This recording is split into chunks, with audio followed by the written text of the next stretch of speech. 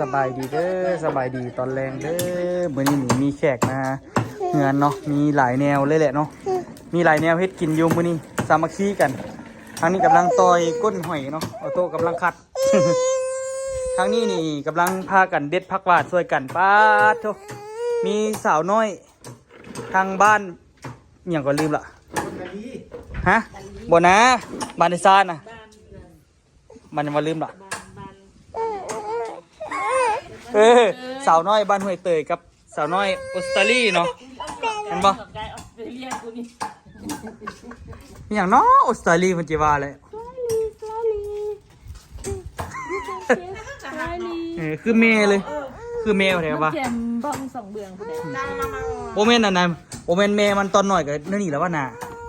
คือจะคือกันเป๊ะเลยค่อยวะเพราะว่าคือเมย์แถววะเนาะคือเมย์มันระยะโอ้เห็ดเบียร์กับเป็นหยวกหวานนุ่มมันเลยไปเดี๋ยวโคดีอุคัมซีเฮ็ดเหนียวเพิ่งแม่ทุกคนมักเล่นความว่างามมักเล่นพอสด พอดีมีแม่ป้ามาแต่ออสเตรเลียมีผู้เดินมา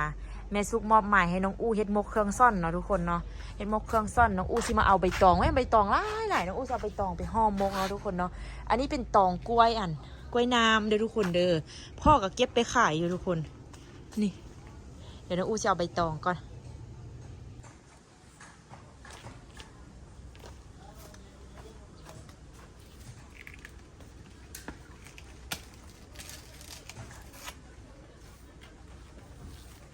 นี่ก่อนทุกคน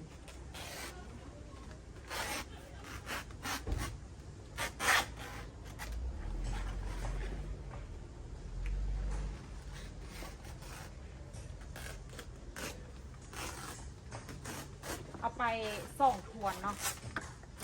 เอาไป2 ขวดตัดอันนี้ก็มาเป็นพุ่นคืน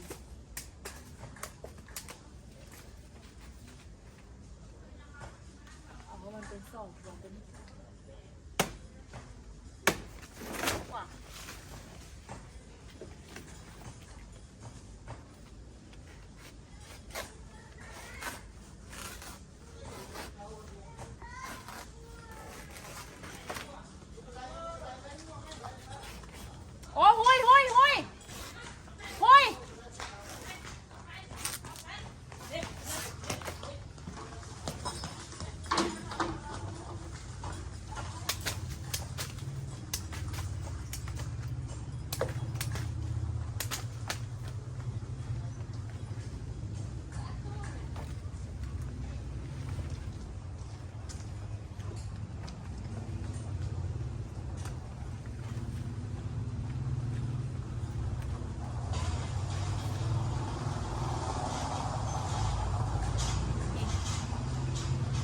ประมาณนี้ทุกคน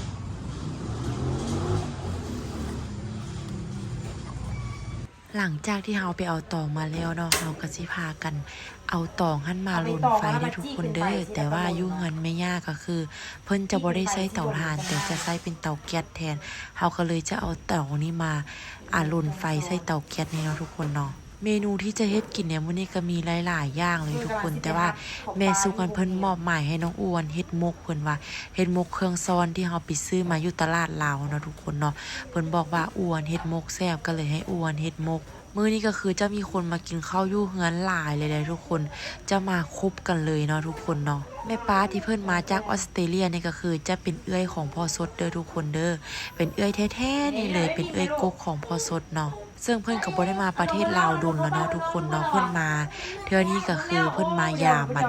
ตุย่าเนาะทุกคนเนาะหรือว่ามายามแม่ของพ่อสดนั่นเองมายามแม่เพิ่นเนาะซึ่งน้องอู้เองก็เห็นเพิ่นเป็นครั้งแรกเด้อน้องอู้บ่เคยเห็นเพิ่นจักเทื่อทุกคนครอบครัวทางฝั่งปู่กับย่าของน้องอู้นี่เป็นครอบครัวที่ใหญ่แฮงเด้อทุกคนเด้อเพราะว่าทางฝ่ายของพ่อปู่เพิ่นก็มีไอ้น้องหลายคนนะและทางฝ่ายของย่าเพิ่นก็มีไอ้น้องหลายคนเช่นกันแล้วเวลามีงานไม่หยังก็คือจะมีคนมาร่วมงานนะหลายมุกเครื่องซ้อนของเฮามื้อนี้ก็คือจะมีกบใส่นำเด้อทุกคนเด้อนอกจากจะมีกบแล้วเนาะทุกคนเนาะก็สิมีตัวกุ้งแล้วก็สิมีเครื่องซ้อนต่างๆที่ เพิ่นขายอยู่ในตลาดลาวเนาะแต่ว่าก็คือราคาค่อนข้างแบบแพงขนาดเลยทุกคน เครื่องซ่อนเมิดนี่เมิดเงินไปกว่า 1,000 บาทเด้อนี่ทุกคนเด้ออยู่เวียงจันทน์มีอาหารการกินแบบบ้านๆนี่นะหลายทุกคนขอแค่แบบว่ามีเงินซื้อกินบ่เนาะที่แรกว่าสิเฮ็ดมกเครื่องซ้อนแบบว่าเป็นเครื่องซ้อนโดดๆเลยนะแต่ย่ามันบ่แซ่บเฮาก็เลยว่าเอากบมาใส่แล้วก็เอาตัวกุ้งมาใส่นำเนาะทุกคนเนาะนี่น้องอูก็สิมาฟักตัวกบก่อนมาตัดตัวกบให้มันเป็นต้นพอดีคำนะแล้วเฮาก็จังค่อยเอาไปเฮ็ดมกเนาะการเฮ็ดมกเครื่องซ้อนของน้องอูในมื้อนี้ก็คือจะเฮ็ดแบบสูตรที่แบบว่าน้องอูเคยกินอยู่เฮือนแล้วน้องอูก็สิเฮ็ดแบบนั้นแหละแต่ว่าน้องอูหันสิลดเผ็ดลงมาเนาะทุกคนเนาะเพราะว่าส่วนหลายก็คือคนที่กินนำกันมื้อนี้อาหารบ้านๆแบบนี้ส่วนหลายก็สิมีตั้งแต่ผู้เฒ่าเพิ่นกินเนาะละเวลาเพิ่นกินเพิ่นก็สิแบบว่าบ่มักกินเผ็ดนะเพราะว่าคันว่ากินเผ็ดแล้วแบบว่าเพิ่นจะกินยากนะเฮาก็เลยจะลดระดับความเผ็ดลงมาหน่อยนึงแล้วก็เสริมหัวสีไข่หัวหอมอีหยังไปแทนให้มันแบบว่าดับกลิ่นคาวของเครื่องซ้อนของกบของอีหวกแล้วก็ของตัวกุ้งตัวปูอะไรเนี่ยทุกคนแต่งกินมื้อนี้ก็คือว่ามีหลายคนมาแต่งช่วยกันแท้เอาว่าแต่ว่าน้องอู๋ก็ฟ้าวแบบว่าถ่ายเด้ฟ้าวถ่ายคลิปเด้ฟ้าวเฮ็ดของกินเด้ย่านมันบ่ทันนะย่านค่ำนะเพราะว่าป้าเพิ่นลงยนต์มาเพิ่นก็แบบว่าฟ้าวอยากกินข้าวหิวข้าวเด้นะเอาไปกินข้าวมาได้แต่ว่าเพิ่นก็แบบว่าอยากกินไวๆอยากกินอันนั้นนะทุกคนเฮาก็เลยว่าฟ้าวเฮ็ดฟ้าวไปเนาะทุกคนเนาะนี่อันนี้ก็สิเป็นเครื่องที่เฮาสิเอาไปเฮ็ดมกเด้อทุกคนเด้อน้องอูก็จะเอาไปเฮ็ดมกสูตรสไตล์น้องอูหั่นแหละน้องอูเคยเฮ็ดกินจังไดน้องอูก็สิเฮ็ดให้แม่ป้าเพิ่นกินแบบนั้นเครื่องที่เฮาจะเอาตำเฮ็ดมกในมื้อนี้ก็คือสิมีมักเผ็ดหัวหอมข้าวเบื่อหัวสีไข่กระเทียมอะไรเนาะทุกคนเนาะน้องอูก็สิมาตำทุกอย่างให้มันเข้ากันตำทุกอย่างให้มันแลกกันเลยทุกคนนี่พอที่ตำประมาณนี้เห็นบ่ว่าสีมันก็สิแบบว่ามักเผ็ดบ่หลายมันก็สิบ่เผ็ดเนาะทุกคนเนาะเครื่องปรุงของเฮาก็บ่มีหยังมากทุกคนมีแต่เกลือแป้งนัวแล้วก็เขาเอิ้นว่าอะไรมีเกลือแป้งนัวแล้วก็ แม่นเอาน้ำ บางคันบางคนที่มักน้ำปลาก็จะใส่น้ำปลาแต่ว่าถ้าใครบ่มักน้ำปลาก็จะใส่เป็นปลาแดกเนาะแต่ว่าไม่มีผู้เลือกของปลาแดกเพราะว่าคันถ้าเห็นแบบนี้เขาใส่ปลาแดกมันจะเข้มข้นแล้วมันก็จะแซ่บเนาะทุกคนเนาะแต่คันถ้าว่าเขาใส่ปลาแดกไปแล้วมันยังจางอยู่เขาก็จะใส่เป็นน้ำปลาลงไปทุกคนหลังจากที่เราตำเครื่องทุกอย่างเข้ากันหมดแล้วเขาก็สิเอา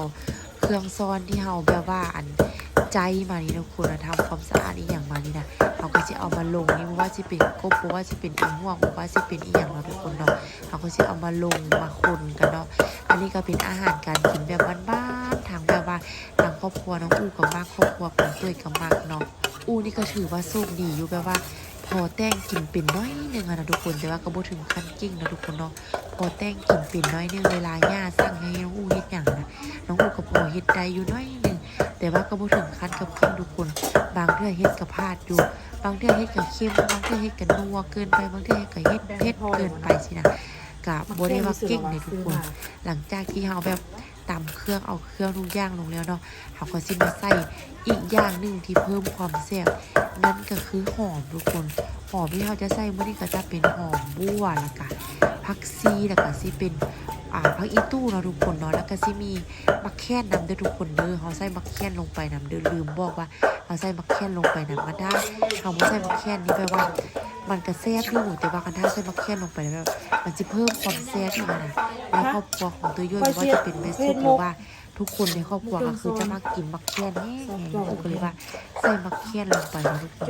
เพื่อเพิ่มความแซ่บความหอมเสียนะมักแค่นนี่นะส่วนหลายก็ที่เป็นคนทางภาคเหนือแล้วสิฮู้กินอย่างเช่นครอบครัวของเต้ยก็จะเป็นครอบครัวที่ย้ายมาจากภาคเหนือที่มาตั้งถิ่นฐานอยู่นครหลวงเวียงจันทน์เนาะแต่ว่าอาหารการกินก็คืออยากจะกินอาหารแบบบ้านๆอยู่เด้อทุกคนเด้อเมื่อกี้น้องอูเอาบ่วงกันแบบว่าไปคนแล้วมันคนยุ่งยากน้องอูก็เลยว่าเอาจองมาคนแทนนะทุกคนเนาะลงไปเป็นตะแซ่บเป็นตะแซ่บนี่บาดเป็นนึ่งมาแม่บอกหอมๆบอกแซ่บๆเขานึ่งอ้าวโดนในนึงทุกคนนึ่งอ้าวโดนแล้วมันเปื่อยๆละเวลาเขากินข้าวแล้วเอาข้าวฮ้อนๆนั่นน่ะตุ้ยเข้าไปนะก็คือบอกเลยว่าแซ่บแห่ทุกคนเนาะแม่น่าแซ่บขนาดทุกคนเอ้ย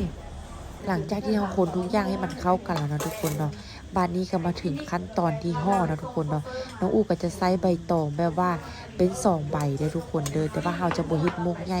เราจะเฮ็ดมุกเอาน้อยนึงเวลานึงมันจังสุกไว้นะทุกคนเนาะนี่เราก็สิแบบเลือกใส่ให้มันมีกบแด้ให้มันมีกุ้งแด้แล้วให้มันมีตัวอีหัวก็จะมีเครื่องซ้อนหลายๆอย่างเนี่ยแต่ว่าน้องอูก็ห่อมุกบ่ค่อยงามนะทุกคนเด้อห่อมุกบ่ค่อยงามแบบ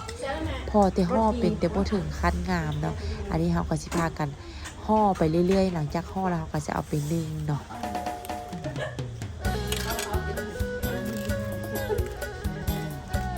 โบ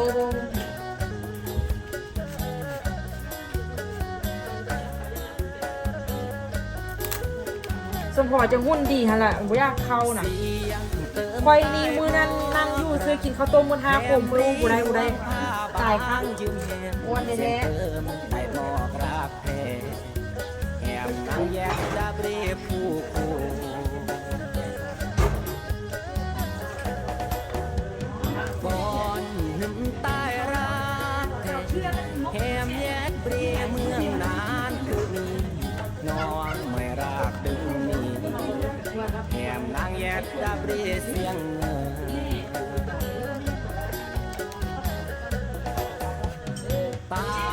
กี่ปาลแฮมแย่ในเมืองจอมติดแท่นางแฮมได้ลวงพาบาตายรักนางจูเดเสือเมื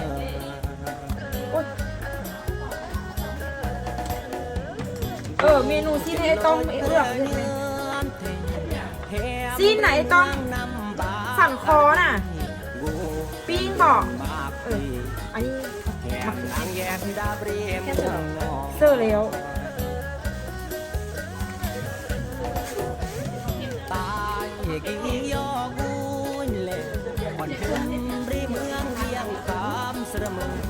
ฝากเสียงราบเปื่อยอยู่เสมอก่อนเมืองปากแส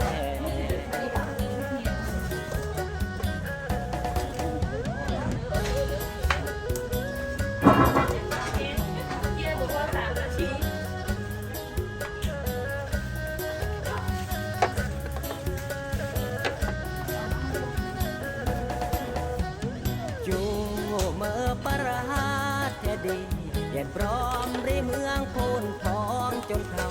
ก็ฟ้าครลอบมอบเราปากอูใต้ก้อนห้องราบุแม่แกงรู้สึกหวานใส่บุญจุดแสบครับเอาเด้อจุดอะไรเลยนี่มีสักหลังแบบอ่อนแกงใส่ไข่มดส้มแบบอีตาดิ้งตาดิ้งเซนเมนแกงผักแกงปลาใส่ไข่มดส้มไข่มดแดงแพงเด้อเพื่อนว่าเราเป็นคนลาวนครพนมอันนี้ไว้คำม่วนบ้านเฮามันก็นี่นะ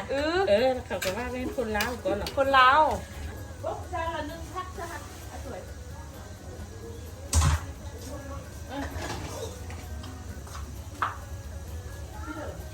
อ๋อพอสดนี่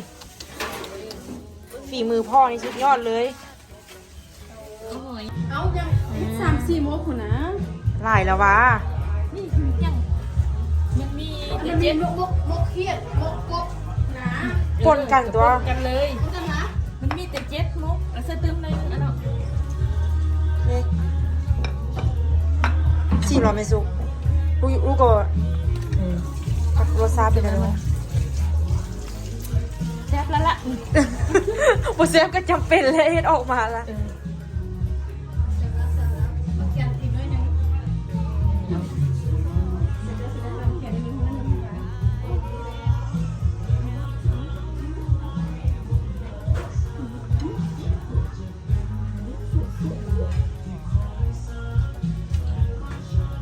ว้า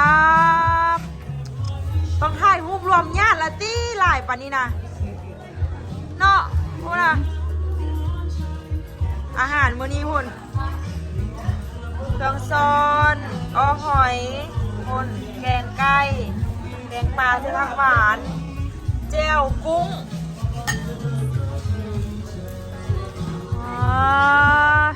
เต็มเลยคนนะรถก็เต็มเลยผู้ละคันผู้ละคัน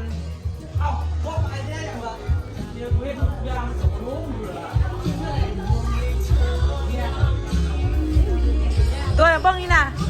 ตัวของกินนี่นะผู้ที่เป็นแนวเดินกับมีเนาะตัวผู้ที่เป็นแนวเดินกับมี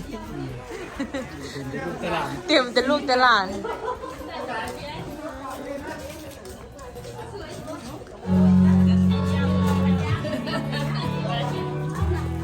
งามตัวเนาะ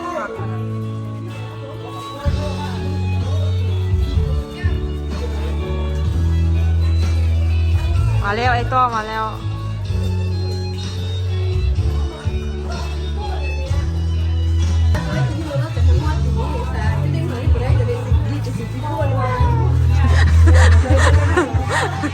ไ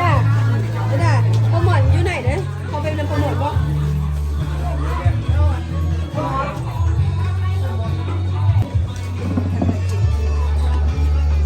นั่งนี่มาเลยนั่งบ่อนั่งเซิร์ฟเพิ่มมานั่งกินข้าวกันไป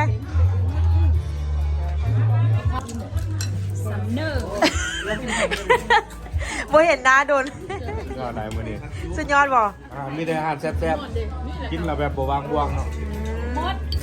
แกงผักหวานกับข้าวอาหารผัก เมื่อกี้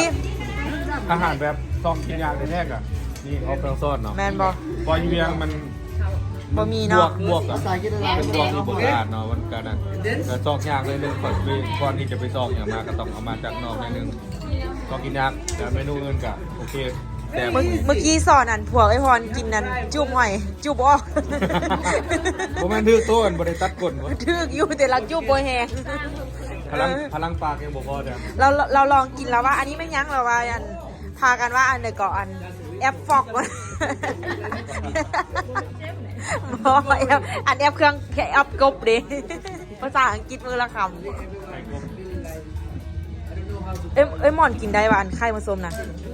ได้เนาะอู้กินหมดได้โอ้อู้กินแล้วโตออกคันออกตุ่ม บ่มีบุญ เนาะ คนมีบุญต้องกินได้ทุกอย่าง เนาะ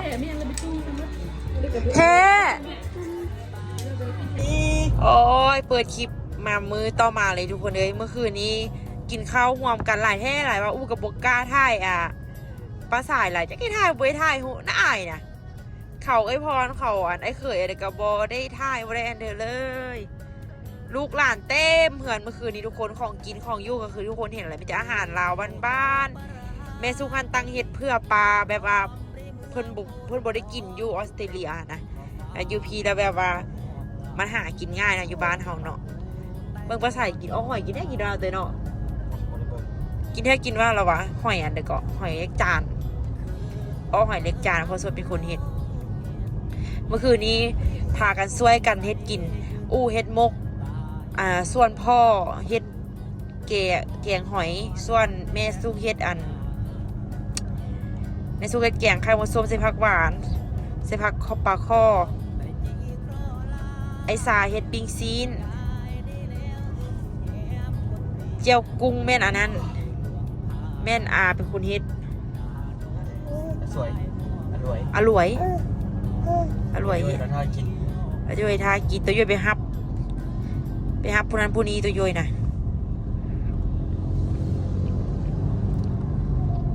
เมื่อคืนนี้2 โมงพวกนั้นทุกคนนอนนะอู้ต่ำ รับอยู่นี่ค่อย